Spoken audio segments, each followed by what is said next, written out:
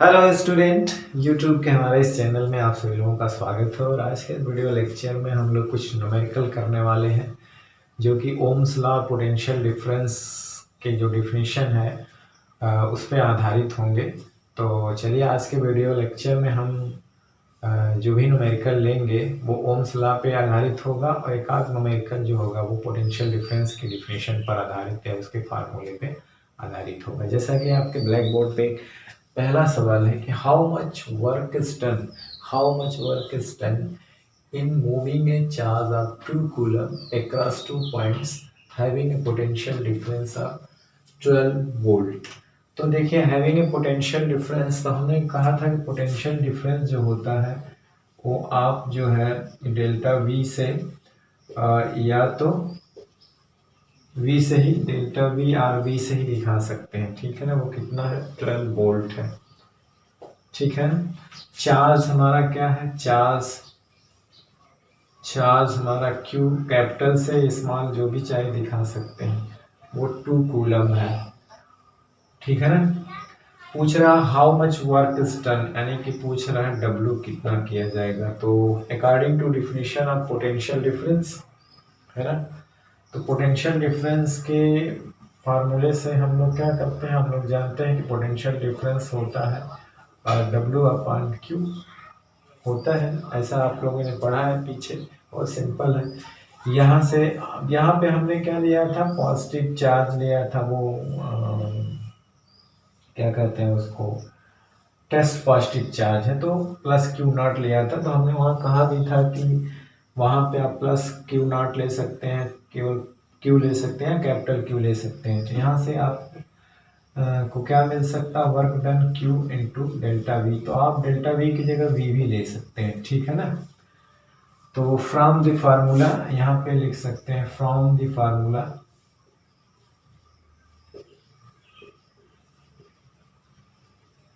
ऐसा आप लोगों ने पढ़ा है। तो आप केवल वैल्यू पुट कर दीजिए यहाँ पे कि वर्क डन कितना हो जाएगा। तो देखिए, चार्ज हमारा 2 कूलम है और डेल्टा वी कितना है, 12 वोल्ट है। तो कुल कितना हो जाएगा, 24 जूल। इतना वर्क डन होगा, कितना होगा, 24 जूल, 24 जूल आएगा। ठीक है ना, तो ये किस फार्मूला से आया था, according to definition of potential difference, according to definition of potential difference. ठीक, तो चलिए हम फिर लेते हैं इसके बाद दूसरा सवाल। दूसरा सवाल है आपके ब्लैक बोर्ड पे, क्या है कि कैलकुलेट द पोटेंशियल डिफरेंस, यानी हमको पोटेंशियल डिफरेंस कैलकुलेट करना है। क्या करना है, पोटेंशियल डिफरेंस। तो पोटेंशियल डिफरेंस क्या होता है, आप बी से या डेल्टा वी से भी इसको दिखा सकते हैं। रिक्वायर्ड अक्रॉस ए कंडक्टर, जो किसी कंडक्टर के सिरों पर आवश्यक होता है, जिसका रेजिस्टेंस कितना है, रेजिस्टेंस हमारा 5 ओम है। टू मेक करंट, बनाने के लिए कितना करंट हमारे क्या है, 1.5 एम्पियर। ये रेजिस्टेंस आपका इतना है और करंट आपका दिया हुआ है इतना। तो कितने पोटेंशियल डिफरेंस की जरूरत होगी किसी कंडक्टर के क्रॉस, जबकि उस कंडक्टर का रेजिस्टेंस 5 ओम हो और करंट उसमें कितनी बहानी है, इतनी करंट बहाने के लिए, फ्लो कराने के लिए कितने पोटेंशियल डिफरेंस की रिक्वायरमेंट होगी। ठीक है ना, तो हमने कहा था कि पोटेंशियल डिफरेंस को आप वी और डेल्टा वी दोनों से दिखा सकते हैं। तो चूंकि यहाँ पे ओम्स लॉ है तो हमने वी का ही प्रयोग करेंगे। तो according to Ohm's law, according to Ohm's law, V equal to क्या होता है, आई आर। तो यही पोटेंशियल डिफरेंस है। तो V equal to I R, I कितना 1.5 एम्पियर है, ये 5 ओम है। तो ये कितना हो जाएगा, इतना वोल्ट, यानी 7.5 वोल्ट। ये आंसर सिंपल। ठीक है ना, कितना हो जाएगा, 7.5 वोल्ट की रिक्वायरमेंट होगी पोटेंशियल डिफरेंस की। ठीक, चलिए अब अगला सवाल देखिए। तीसरा सवाल आपके ब्लैक बोर्ड पे क्या है कि टार्च बल्ब, एक टार्च का बल्ब है, व्हेन कोल्ड, जब वो कोल्ड होता है तो उसका ओम 1 ओम हो, अरे उसका रेजिस्टेंस 1 ओम होता है। It dry current of 0.3 ampere, 0.3 ampere. 0.3 ampere, 0.3 ampere, 0.3 ampere, 0.3 ampere, 0.3 ampere, 0.3 ampere, 0.3 ampere, 0.3 ampere, 0.3 ampere, 0.3 it dry current of 0.3 ampere, ये करंट ड्रॉ करता है कितनी 0.3 ampere when glowing from a source. जब उसे 30 वोल्ट के पोटेंशियल डिफरेंस से उसको applied किया जाता है, उसके ऊपर 3 वोल्ट का पोटेंशियल डिफरेंस, तो बल्ब जो है कितना करंट ड्रा करता है 0.3 एम्पियर्स।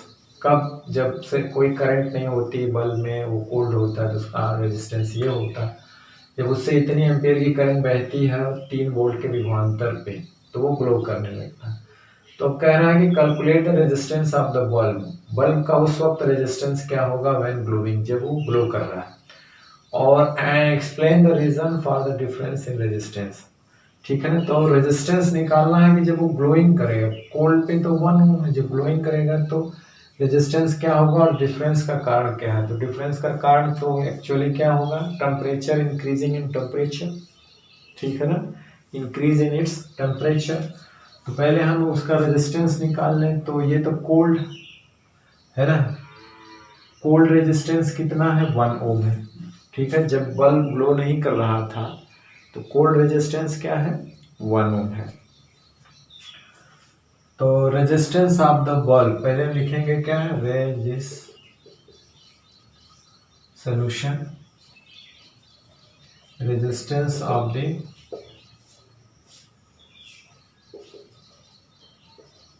बल्ब व्हेन ग्लोइंग कितना है,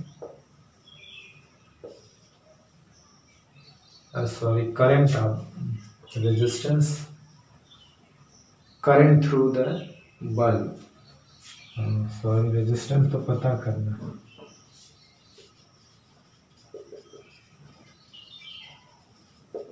through the bulb when glowing, I equal to कितना दिया है 0.3 एम्पियर। पोटेंशियल डिफरेंस कितना है, पोटेंशियल डिफरेंस आपका कितना है 3 वोल्ट है। अब हमें रेजिस्टेंस निकालना है, क्या निकालना है, resistance of the bulb when glowing निकालना है कि resistance of the bulb when glowing. तो रेजिस्टेंस तो ओम्स लॉ से V अपॉन क्या हो जाएगा I according to Ohm law. तो R इक्वल टू V कितना है 3 वोल्ट और I कितना है 0.3, यानी हो जाएगा 30/3 यानी कि 10 ओम। अब देखिए जब वो बल्ब कोल्ड था, उससे कोई करंट फ्लो नहीं हो रही थी, उसका रेजिस्टेंस 1 ओम था। अब ग्लोइंग बल्ब का रेजिस्टेंस 10 ओम है, तो due to the increase in temperature, ठीक है ना, तो इसका रीजन क्या होगा, इंक्रीज इन इट्स टेम्परेचर या increasing the temperature of bulb. ठीक है ना, तो इसका क्या रीजन लिखेंगे, रेजिस्टेंस के बढ़ने का रीजन क्या होगा, क्योंकि बल्ब जब ग्लो करता है तो उसका टेम्परेचर बढ़ जाता है, क्योंकि रेजिस्टेंस जो होता है वो टेम्परेचर के डायरेक्टली प्रोपोर्शनल होता है। ठीक है ना, टेम्परेचर के क्या होता है डायरेक्टली प्रोपोर्शनल है ना। यहाँ पे लिखेंगे कि ड्यू टू द लिखेंगे कि resistance of the bulb glowing bulb, resistance of the glowing bulb increases due to the increasing of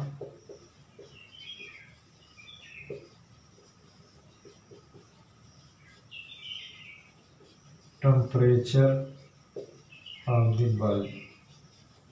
ठीक है ना, क्योंकि रेजिस्टेंस के वजह से जो इलेक्ट्रिकल एनर्जी होती है वो हीट एनर्जी में प्रोड्यूस हो जाती है, और हीट एनर्जी की वजह से उसका टेम्परेचर बढ़ जाता है, और टेम्परेचर की वजह से उसका रेजिस्टेंस इंक्रीज हो जाता है। ठीक है ना, तो ये होगा due to increasing of temperature the resistance of the bulb increases.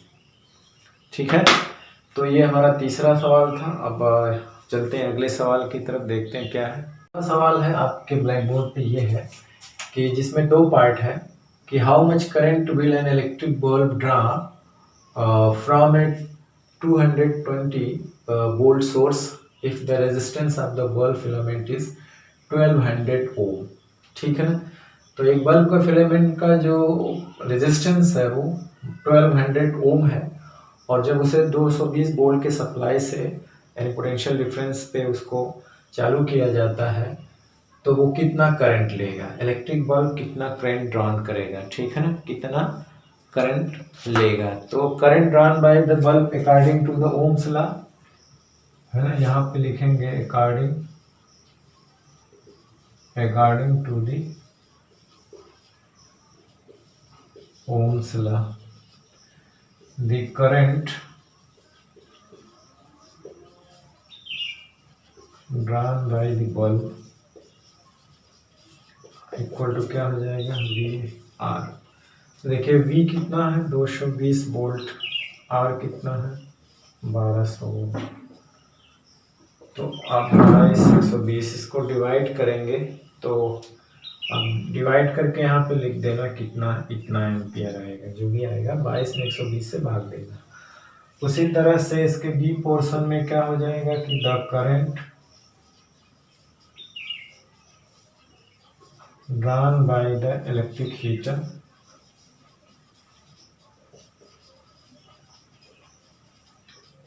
क्या हो जाएगा V/R।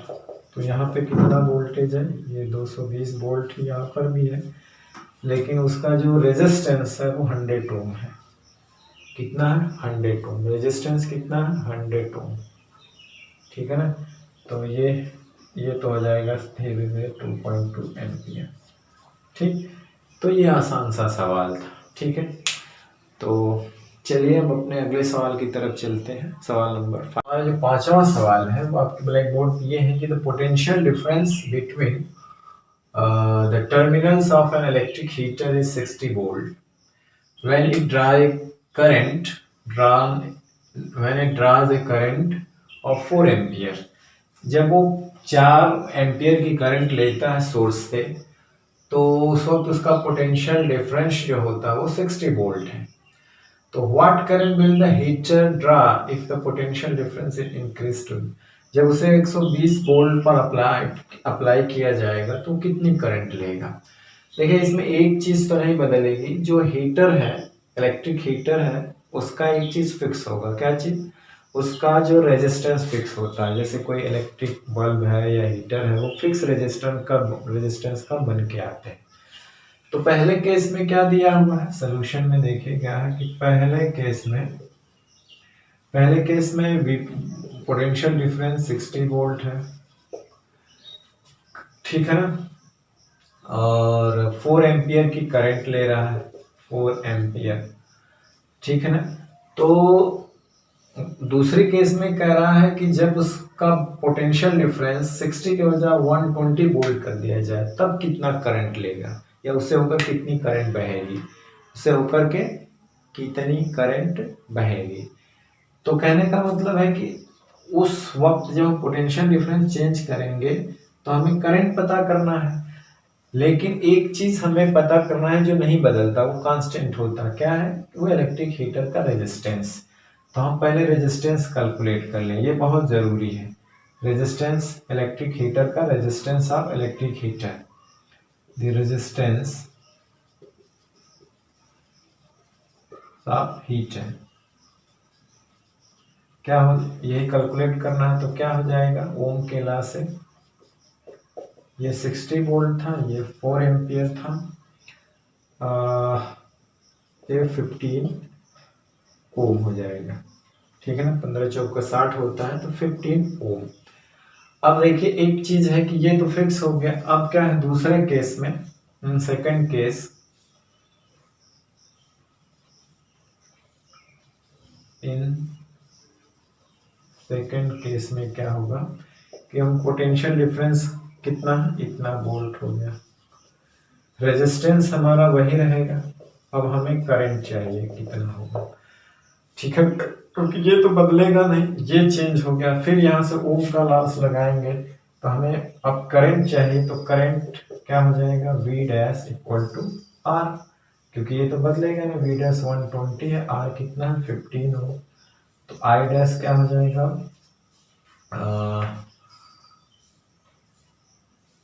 9 एम्पियर, 15/120 होता है ना, तो 15/120 8 एम्पियर हो जाएगा।